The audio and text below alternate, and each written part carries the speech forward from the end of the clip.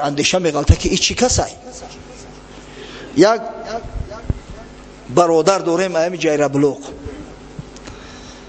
همسایه مونم بود یک چند ساله، بسیار بچه خوبه، بچه محیبه، اما همین سرگپه، گپای بیهوده و بیمعنی را بسیار میگه. از بس که استا هم هست، الحمدلله در اون محله و مسجد درست میکردیم، بگیم چی میزد، سقف مسجد را ریمون میکرد. نصف روزی شد، بعد نماز پیشین گفتم استا بفردا بریم یک معرکه دعوت میکردیم، یک جو ختم قرآن بیاتیر دو فوختک میزنیم، انشالله هم شکممون رو پر میکنیم، هم صاحبای خونه میندار میشوند، ترم استای طعام در کلمون جان مایترم خلاص میشوند. رفتیم در معرکه ششتیم، در معرکه فقط علما ششتگیان، همه علمان، آدم عادی نیست. بعد به خاطر آن که مردم آگاه بسازم که این چی کس است، پرسیدن حضرت کی است، گفتم این استا های، استا بیچاره ها استاد شنیدین. تا آخر معرکه یگان ملا زبانش باز نمیکنه، همه خب بچه میگن شاگردش ایق عقلک ایق گپ میزنه، ما را در نظر دارن این استادش خیلی باشه. تا آخر معرکه را الحمدلله ما گپ زدیم، ایرم همین خداوند عقل فراستش داد که زبانش باز نکرد، خاموش ایستاد. بعد ایدر بر اومدیم، ایدر همین حرمتش میکنن که با فکرم با چای پلیش هم دادن و حضرت خوش آمدی بر اومدیم، میگه این چی برای حضرت میگن؟ گفتم من استاد، گفتم معرفیت کردم، این بیچاره استاد شنیدین، هرچی خداوند عقل داده گپ نزدی، اگر همین پیسته ای به مغز اگر لب وا کند رسوا شود. گپی بیهوده و بی‌معنی در کار نیست، گپ باید کم باشد. مرد واقعی کسی هست که زبان خودش اداره کرده میتونه، شخصی که زبانش اداره کرده تونست، انشالله اون مرد واقعی است، از همه بلاها خداوند امینش میداره. در حدیث امام بخاری اومده است، از سهل ابن سعد رضی الله عنه روایت میکند که پیامبر خدا صلی الله علیه و سلم فرمود: من یحفظ لی ما بین لحییه و ما بین رجلیه اضمن له الجنه. هر کسی که به من کفالتی همون گوشت پاره را که در بین دو پاش است و کفالت گوشت پاره را که در بین دو چانش هست، یعنی پشت زبانهاش میدهد، من با او کفالت جنت میدهم، میگه پیغمبر صلی الله علیه و سلم. هر کس کفیل میشوه، ضامن میشوه بر فرجش و بر زبانش، من کفیل میشم که این شخص مؤمن باشه، داخل جنت میشوه، از ایده بشورت زیاد میشوه. فقط همین زبان نگه بدار، لغلق نکن، گپی بیهوده نگو. پیغمبر صلی الله علیه و سلم چه بشارتی بزرگی داده است، سبحان الله، از ایده بشارت زیاد میشوه، همین باید نگاه داشته شود. مادرمو ام حبیبه زوجه رسول الله صلی الله علیه و سلم از رسول الله صلی الله علیه و سلم روایت کرده است که حضرت فرمود: کل کلام ابن آدم علیه لا له الا امر بمعروف او نهی عن منکر او ذکر الله تعالی. هر سخنی که فرزند انسان میگه بر ضدش است، هر سخن میگوی برای اون مؤاخذت میکنن فردا روز قیامت. هر یک سخن بر ضد بر زیان انسان است، با فایدهش نیست مگر سه چیز: امر به معروف، نهی از منکر، ذکر خدای تعالی. همه سه چیز فقط به منفعت انسان است. دیگر هر سخنی که میگیم، هر گپ و کاری که میگیم، همش بر زیان ما است. در دنیا لق میکنیم، فردا روز قیامت از روی این زبان شتم میخوریم. در حدیث اومده است از حضرت ابو سعید خدری رضی الله عنه روایت میکند امام ترمذی و دیگر اصحاب سنن که رسول الله صلی الله علیه و سلم فرمود: اذا اصبح ابن آدم فان الاعضاء كلها تكفر لسان.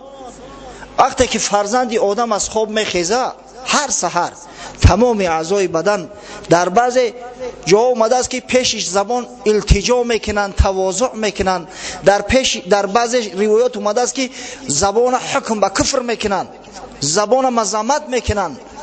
تقول اعتق الله فینا فانما نحن بیک، میگن ای زبان گورسوخته از خدا بترس، در حق ما جور نکن که ما به تو متعلقیم، ما به تو وابسته هستیم. فاین استقمت استقمنا، اگر تو راست درست باشی ما هم راست درست هستیم. اگر تو سبحان الله و الحمدلله گفتی تمام رگ پیوند سبحان الله و الحمدلله میگه. و این اعوججت اعوججنا، اما اگر تو کج رفتاری کردی جوان مرد، از تو سخنای ناسزا برمد، ما در بلا میمونیم. تو یک مسلمان حقارت کردی، مشت یا میزنه بنیره میشکنه یا دندونه. تو اگر یگان سخنی نادرست و خلاف شرع نعوذ بالله کفر گفتی، فردا در آتش جهنم از تی بدبخت دیده ما زیادتر میسوزه. میگن اعضای بدن از خدا بترس، در حق ما جور نکن. از همین خاطر زبان همیشه باید اداره شود. با پیر رسیدم در اقصای یونان، بدو گفتم ای آن که با عقل و هوشی، زی مردم چی بهتر به هر حال؟ گفتا خاموشی خاموشی خاموشی خاموشی. پیش یک بزرگ رفته میگه، پرسیدم که تو بسیار آدم با خیرت هستی، با عقل هستی، کدام کار از همه بهتر است؟ 4 بار خاموشی گفت. خاموشی خاموشی خاموشی خاموشی. سبحان الله.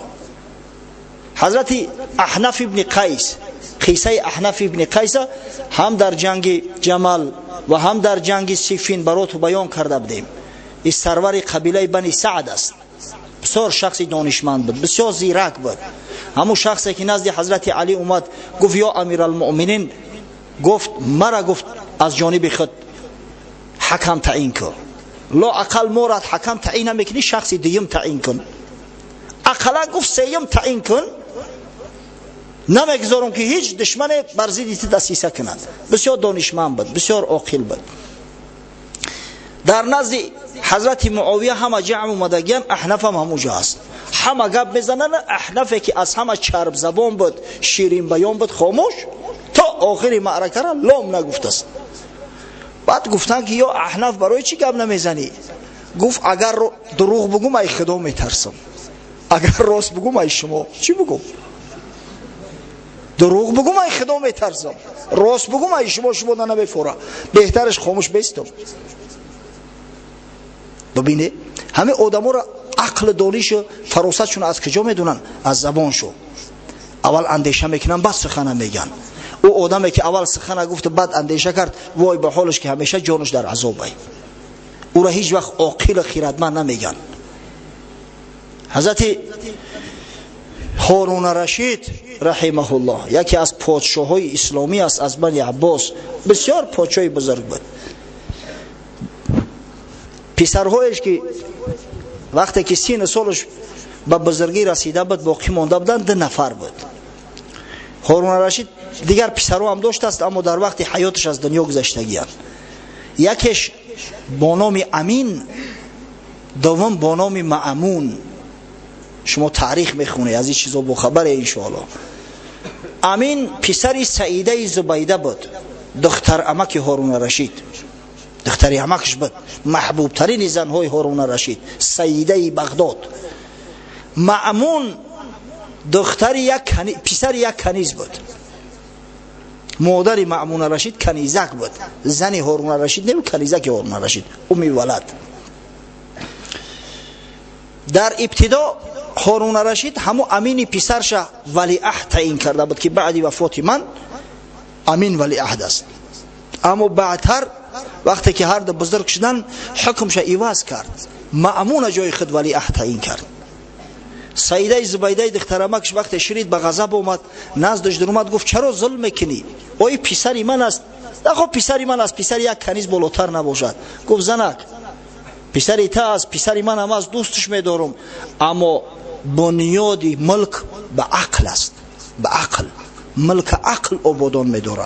من نمیخواهم که بعدی وفات من ملک دولتم تیز از دست بروه. پسری تا عقلش کامل نیست. چخیل میگه تو چخیل اثبات میکنی عقلش کامل نیست؟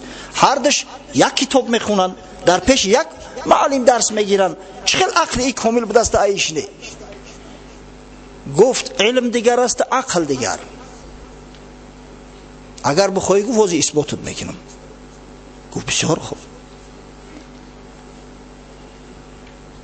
بعد صدا کرد، گفت امین دعوت کنی نزدم. امین صدا کردن، در اومد که پدر و مادرش است. گفت یا امین، گفت لبیک یا پدر جان. در پیشش مسواک چوب ها ایستاده بودن، مسواک چوب 3 دونه‌اش در دست گرفت. در بعضی روایات اومده است که 1 قبضش گرفت. گفت ما هذا، این چی است؟ گفت. در جواب مأمون گفت هذا مساویک. امین گفت هذا مساویک، اینا مسواک ها هستند. مسواک جمع‌بندی شکسته دارد. مسواک مساویک، اکبر اکابیر. اما کلمه مساویک دیگر معنی هم داره. از مس و مساوی به معنای بیعقلی، دونهیمتی، بیغیرتی، احمقی. مساویک یعنی احمقی تو، مساویکه. ببینه امین در حال گفت به اندیشه. بعدا گفت اکم مأمون صدا کنه. مأمون رشید در اومد. مأمون بسیار زیرک بود. همه عقل بسیارش اخیر سببگاری آن شد که از راه هدایت گمراه شود، طرف معتزلیه را گرفت. حضرت امام احمد حنبل خیلی جبر ظلم کرد، مجبورش کرد بگه که قرآن مخلوق است، نعوذ بالله.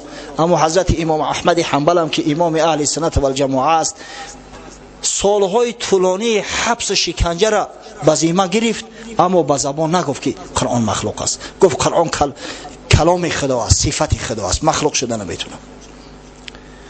و همین مأمون رشید صدا کرد، گفت یا مأمون ما هذا. ای مأمون، گفت در دست من چی است؟ این چی است؟ مأمون با عقل اول اندیشه کرد که مساویک. مساویک دو معنا داشته است. یکیش به معنای مسواک چوب ها، یکیش به معنای احمقی و بیعقلی و بیخیردی تمشید است. برای همین از بس که زیرک بود، با عقل بود، گفت هذا مسواک و هذا و هذا. این مسواک است، گفت ایشم و ایشم، جمعش نکرد. این چوب مسواک است، گفت این چوب شم و این چوب شم. گفت دیدی اکا عقل انسان با آن دانسته می شود که پیش از او که سخن از زبان برانه، در مینه سرش اول او را هضم میکنه، بعد خارجش میکنه از زبان. پسری تا هضم نکرده، حتی اندیشه نکرد که مساویک میتونه که دیگر معنا داشته باشه، در حال مثل اتومات از زبانش برآمد. اما مأمون که با عقل است، اول همون را در مینش یک گذران، دید که دو معنا داشته است، معنای دیمش ناجایز است، در نزد پادشاه گفتنش نشانه ابلهی و احمقی است. از همه خاطر نیاکه بچی راه و بچی طریقه جانش خلاص کرد. پس این سخن ببینه که چقدر یک نعمتی بزرگ است، اگر به شرطی که اداره شود. این زبان بسیار دولتی بزرگ است. قدری زبان برا داشتن شما از آدمایی که زبانشو میگیره، یا از او بدتر از کسایی که گنگ هستن، از اونا بپرسه که این بزرگ نعمت است. انسان از حیوان متمایز میسازد، اما به شرطی که زبان در اختیار صاحبش باشه. زبان بریده به کنج نشسته سومم بکم، به از کسی که نباشد زبانشان در حکم. همین زبانت بریدگی در یک جا خاموش باشی بهتر است از او که زبان در حکم صاحب نباشه، هر لقیگی و هر سفسطه از زبان خارج شدن بگیره.